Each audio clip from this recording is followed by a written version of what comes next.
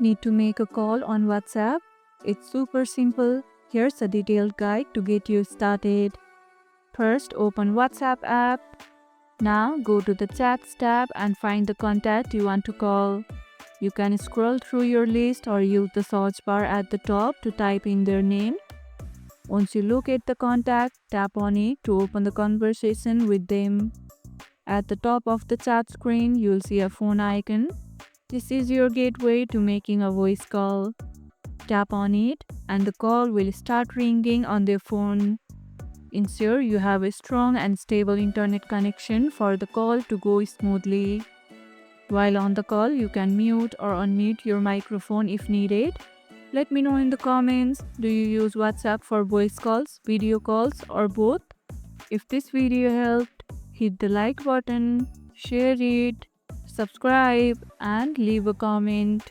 Thanks for watching, and I'll see you in the next one.